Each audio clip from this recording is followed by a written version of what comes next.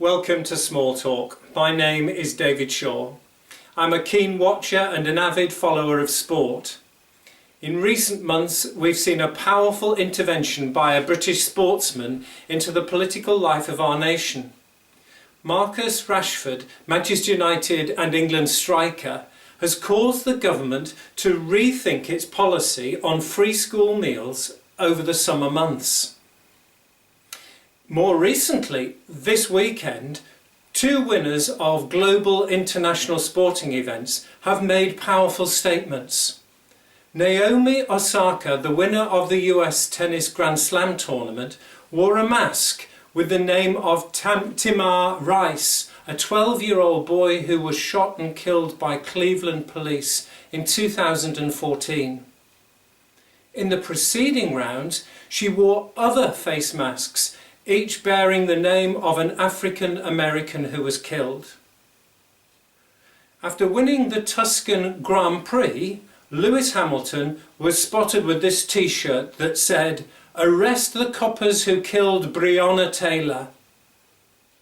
Both Osaka and Hamilton used their high profile as international sportsmen and women to make a powerful statement. As a 10-year-old, I can remember watching my first Olympics, Mexico 1968, and by now you can work out how old I am.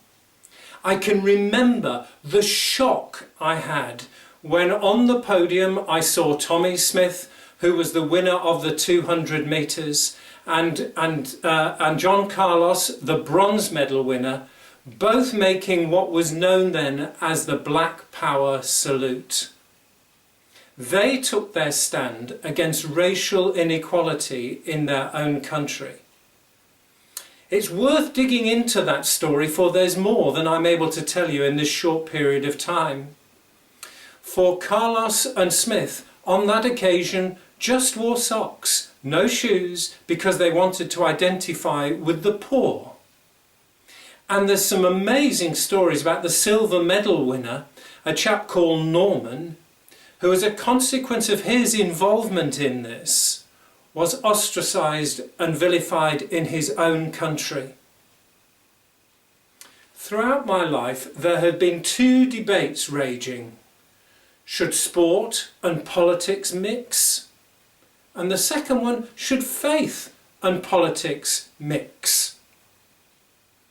Desmond Tutu once said, "If you are neutral in situations of injustice, you have chosen the side of the oppressor.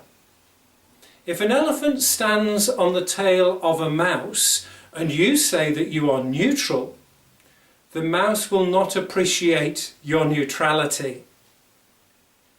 The prophets of the Old Testament were not neutral.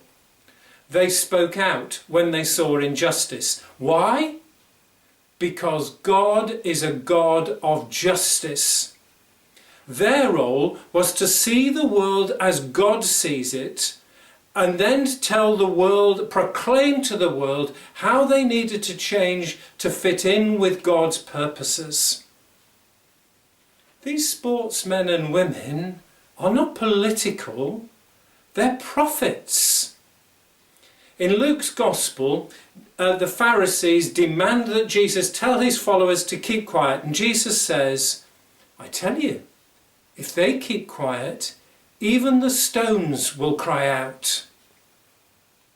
Maybe the sportsmen and women speak out because others are silent.